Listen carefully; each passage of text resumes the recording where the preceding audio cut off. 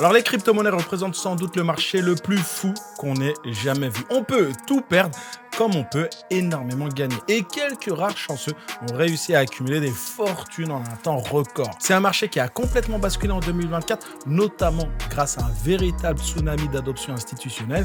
Non seulement le prix du Bitcoin a atteint de nouveaux sommets, mais l'acceptation de cette technologie a aussi fait un bond à l'échelle mondiale.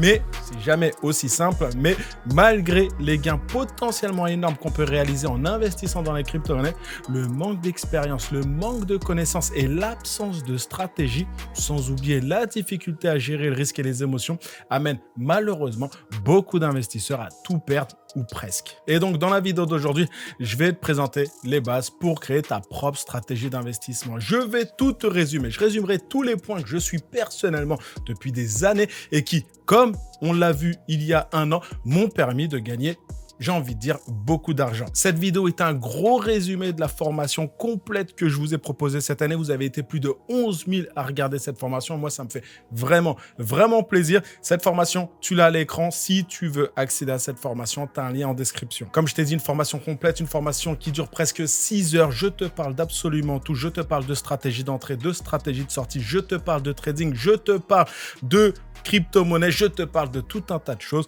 Voilà, n'hésite surtout pas à jeter un coup d'œil à cette formation. Je me répète, elle est complètement gratuite. Et quand je dis qu'elle est complètement gratuite, on me pose souvent la question. Tu arrives sur le site, tu mets ton nom, tu mets ton prénom, tu mets ton email, tu auras accès à la formation. J'en profite également, hier, je vous ai envoyé une newsletter. Elle est juste ici, Crypto 2025, ce que tu dois absolument savoir pour réussir. Quand je clique dessus, voilà, il y a tout un tas de conseils. N'hésite surtout pas à nous rejoindre. On est plus de 3500. Voilà, je te partage des conseils qui vont te permettre d'atteindre tes objectifs et qui vont surtout te permettre, t'éviter de perdre de l'argent. Pareil que pour la formation, le lien est en description. Bon, on peut commencer, mais avant, très important, c'est la première vidéo de l'année. Nous sommes le 1er janvier 2025, donc bonne année. Je te souhaite une excellente année. Je te souhaite d'atteindre tes objectifs financiers parce que on est sur une chaîne qui parle argent, mais je te souhaite surtout la santé. Je te souhaite la santé pour toi et tes proches. Je te souhaite énormément de bonheur. J'espère que tu atteindras tes objectifs. Je te souhaite le meilleur. Voilà, je pense que c'est important de commencer par là. Maintenant, on peut commencer. Et on va commencer par quoi? On va commencer par le début. Pourquoi le Bitcoin est-il monté aussi haut? Si on revient rapidement sur l'année 2024, on peut se dire qu'on a assisté à une véritable folie autour du Bitcoin. Après des années durant lesquelles très peu de gens croyaient en son potentiel et en ses caractéristiques à long terme, sans oublier le nombre incalculable de fois où on l'a déclaré mort, le Bitcoin est encore une fois parvenu à dépasser la plupart des investissements traditionnels. Et malgré la baisse de ces dernières semaines, son prix reste solide avec plus de 120% de croissance depuis le début de l'année. Maintenant, quels sont les principaux facteurs derrière cette hausse? Déjà, il y a le contexte politique. C'est sans doute le plus gros catalyseur du Bitcoin en 2024. L'élection de Donald Trump a déclenché un grand changement réglementaire aux États-Unis avec une vision beaucoup plus favorable à l'adoption des crypto-monnaies. Et donc, on parle de quoi? On parle de la possibilité de créer une réserve stratégique basée sur le Bitcoin. On parle de la nomination d'un nouveau secrétaire au Trésor Pro Crypto. On parle de la nomination d'un nouveau président de la SEC qui soutient aussi les crypto-monnaies. Donc, pour faire simple, la suppression de nombreux freins réglementaires qui gênaient l'expansion de ce secteur. Et l'objectif affiché, c'est lequel? C'est de faire des États-Unis la capitale mondiale des crypto-monnaies avant que d'autres pays comme la Russie ou la Chine ne les devancent. Autre chose qu'on a vu cette année, c'est l'approbation des ETF Bitcoin. Cet événement a entraîné une entrée massive de capitaux vers le Bitcoin avec plus d'1 million de BTC achetés par ces ETF.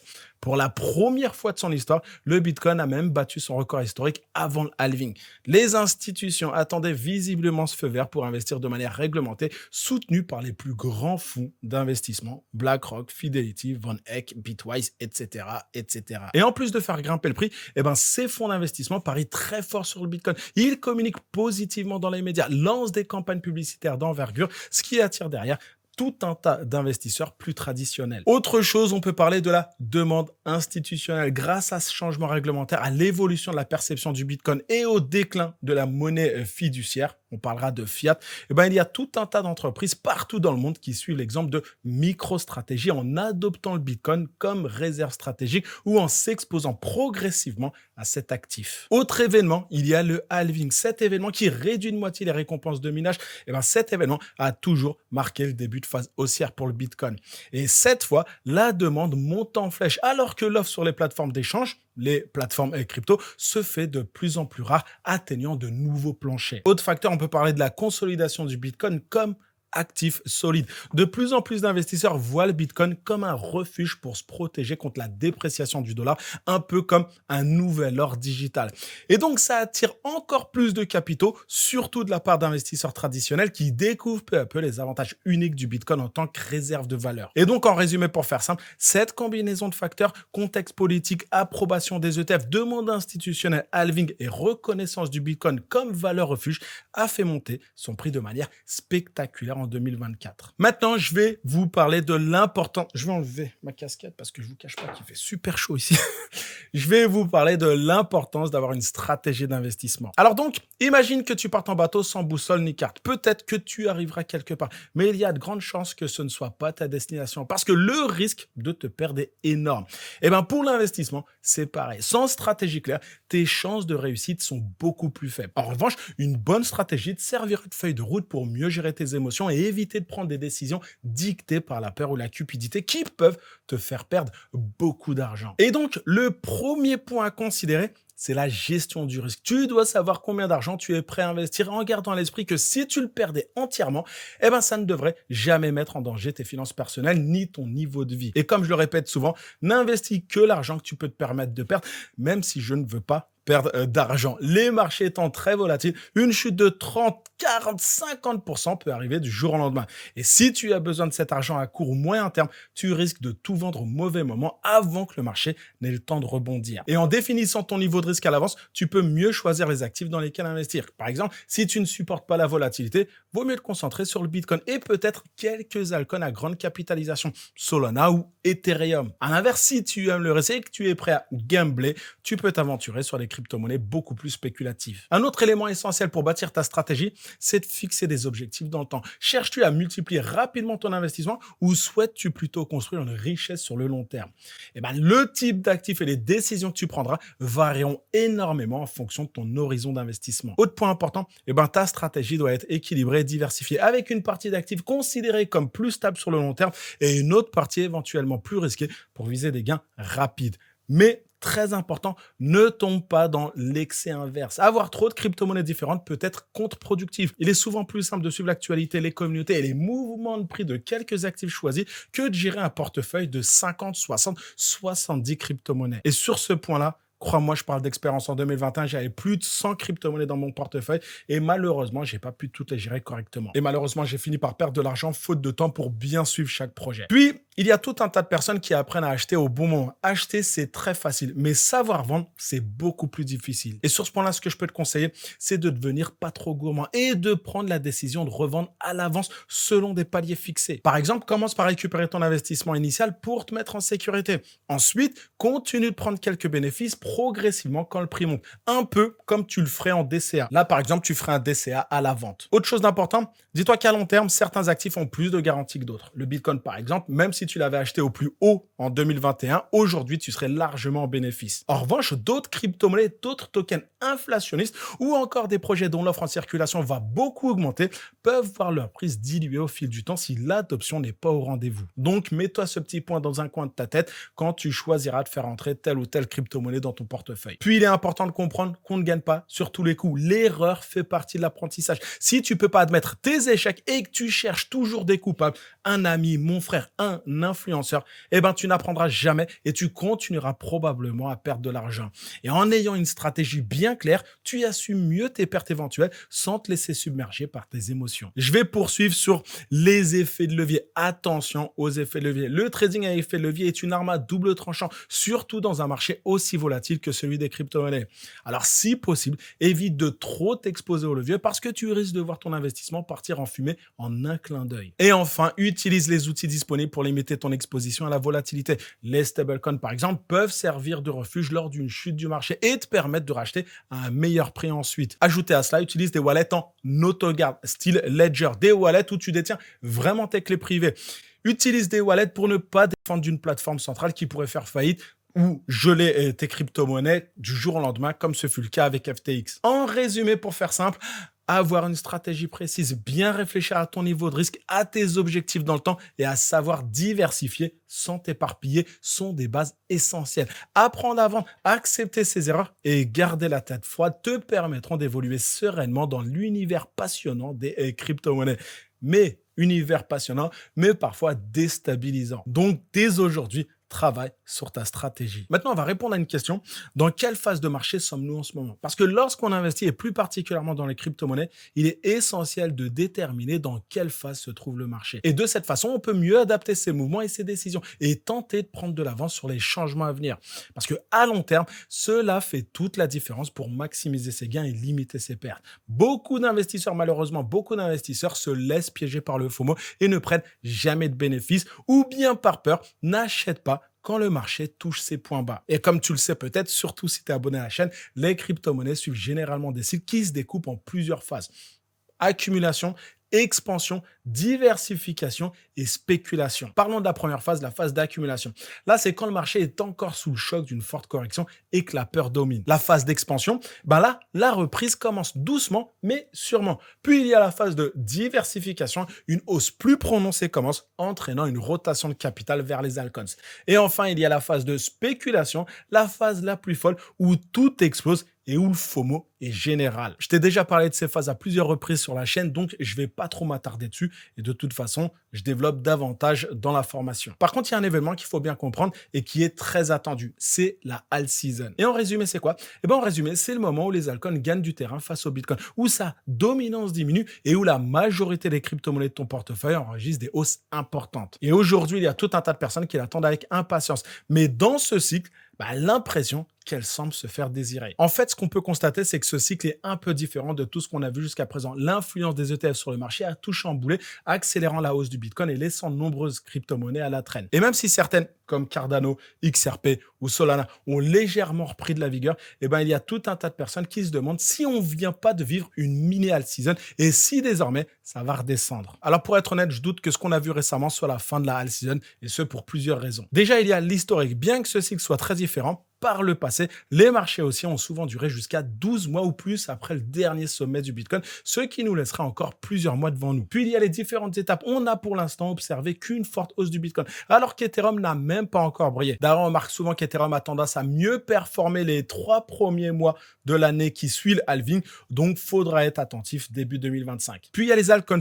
Aujourd'hui, elles n'ont pas vraiment explosé. Beaucoup d'entre elles ont lourdement chuté lors de la dernière correction, effaçant une bonne partie de leurs gains récents. En plus de ça, il y a plusieurs événements prévus dans les prochaines semaines qui pourraient bien être le déclencheur de la hausse des altcoins en 2025 et favoriser la poursuite de la tendance haussière avec l'arrivée tant attendue de la alt season. Et donc, après avoir dit tout ça, je reste optimiste, mais je reste quand même prudent. Je vous en ai parlé la semaine dernière. Je m'attends pas, à titre personnel, ça n'engage que moi, mais je m'attends pas à retrouver des mouvements aussi extrêmes que ce qu'on a pu voir en 2021. Pourquoi?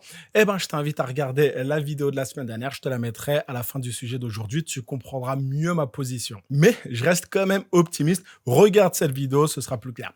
Je poursuis. Et je vais poursuivre sur quoi? Je vais poursuivre sur les meilleurs narratifs. Alors, le marché des crypto-monnaies n'est pas seulement guidé par des cycles, mais aussi par des narratifs, des tendances qui captent l'attention à un moment précis. Elles peuvent propulser certains secteurs ou projets et offrir de très gros rendements à ceux qui repèrent ces opportunités avant qu'elles ne prennent de l'ampleur. Et c'est pourquoi il est essentiel d'identifier les narratifs et les secteurs qui pourraient le plus briller lors du prochain cycle. Je travaille actuellement sur un sujet qui va parler de tout ça, mais en résumé, spoiler, quelques narratifs que je vois particulièrement prometteurs pour 2025. Déjà, il y a les Layer 2. Les Layer 2, ce sont quoi? Ce sont des solutions de scalabilité qui s'appuient sur une blockchain existante, comme Ethereum.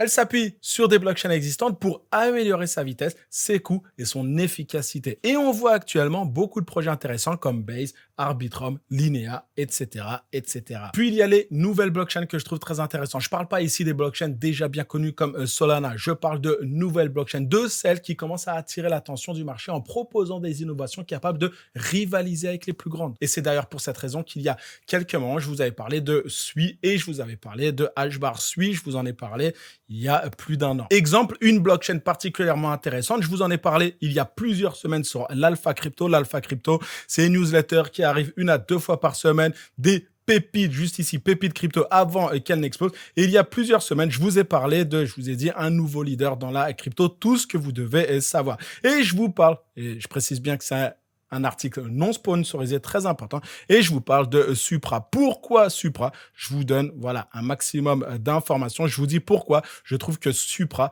est un projet intéressant. Après Supra, on a un projet à 200 millions de dollars faiblement capitalisé qui dit capitalisation faible, dit potentiel plus important, mais dit également risque plus important. À titre personnel, j'ai du Supra, c'est mon argent. Si je perds, ainsi soit-il, zéro sponsor, mais c'est juste pour illustrer ce que je suis en train de vous dire là. L'Alpha Crypto, si ça t'intéresse, tu viens sur mon site, tu cliques sur rejoindre Alpha Crypto et tout est expliqué. Bon, en tout cas, les narratifs avec un fort potentiel, les nouvelles blockchains. Et vous savez, c'est quelque chose que j'ai souvent dit sur la chaîne, le marché adore les nouveaux projets. Un autre secteur intéressant, c'est l'intelligence artificielle. Ce secteur connaît une croissance fulgurante et a, selon moi, encore un énorme potentiel pour le prochain cycle. Par exemple, les projets autour des agents IA sont particulièrement tendance et méritent qu'on s'y intéresse. Les agents IA, on en a parlé tout un tas de fois sur la chaîne. On a identifié ce narratif il y a presque un an. Après, si tu veux creuser davantage, j'ai sorti une vidéo toute récente que je te mets en description. Autre narratif, il y a les Real World Assets, les actifs du monde réel. Eh bien, selon moi, ce domaine a encore beaucoup à offrir, surtout avec le soutien d'institutions comme BlackRock qui s'y intéressent de très près. Pour moi, les RWA pourraient offrir de très belles opportunités. Autre narratif, on peut parler des projets soutenus par les institutions. Tout ce qui attire la réglementation et les investisseurs traditionnels peut prendre énormément de valeur. Les projets qui parviennent à bénéficier de capitaux venant du secteur classique pourraient connaître une croissance explosive. Autre narratif, il y a les meme coins.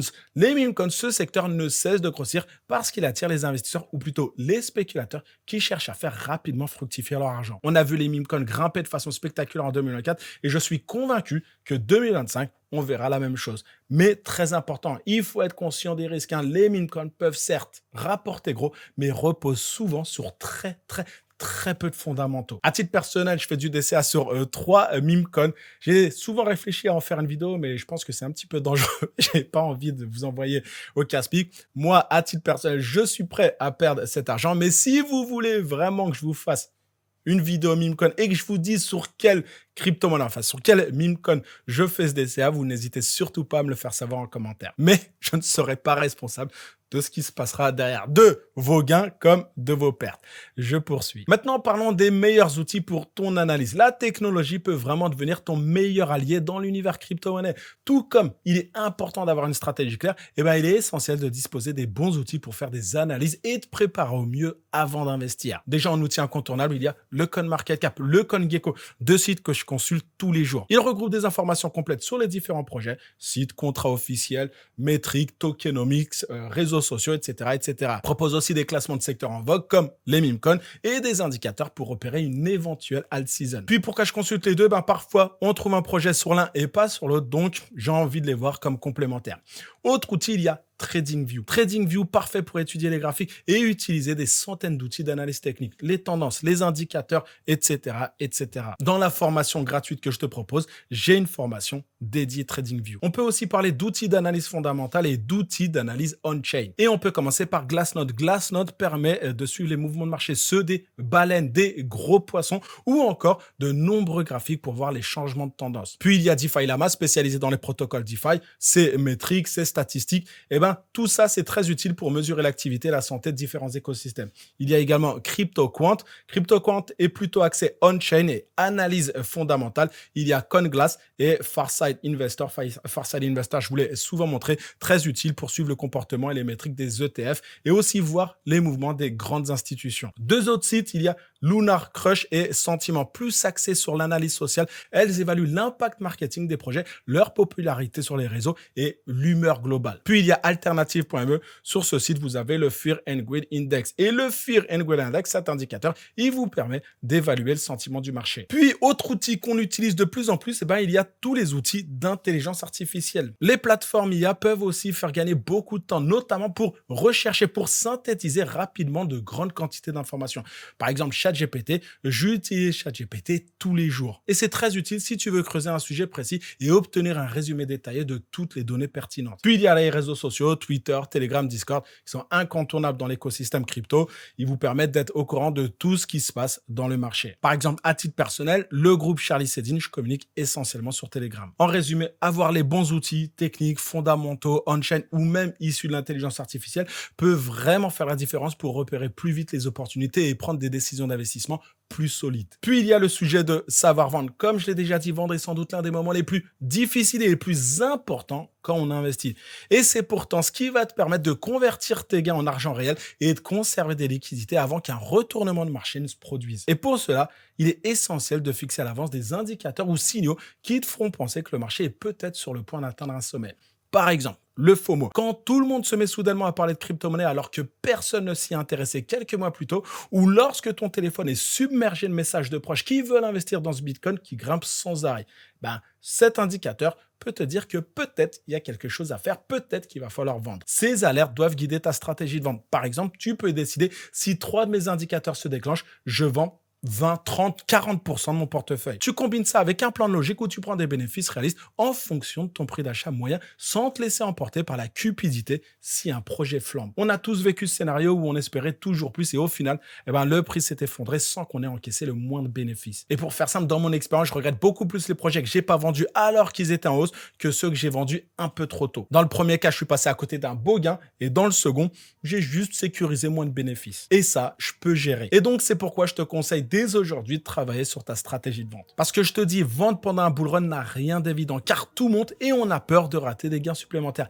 Mais à long terme, ces décisions peuvent vraiment changer la donne et t'aider à te constituer un patrimoine solide et surtout un patrimoine réaliste. Voilà, c'est tout pour aujourd'hui. Je te rappelle que cette vidéo est un petit résumé de ma formation complète que tu as en description. Si tu débutes l'aventure, si tu es intermédiaire, n'hésite surtout pas à jeter un petit coup d'œil à cette formation. Si la vidéo t'a plu, si tu as appris un ou deux trucs, n'hésite surtout pas à me le faire savoir en commentaire. Tu peux également liker la vidéo, ça me donnera de la force. Tu peux prendre soin de toi. Je te renouvelle mes voeux, je te souhaite une excellente année, prends soin de toi et je t'invite à poursuivre, je t'en ai parlé un petit peu plus tôt dans la vidéo, mais je t'invite à poursuivre avec cette vidéo que tu vas adorer, j'en suis sûr, tu cliques dessus, à bientôt.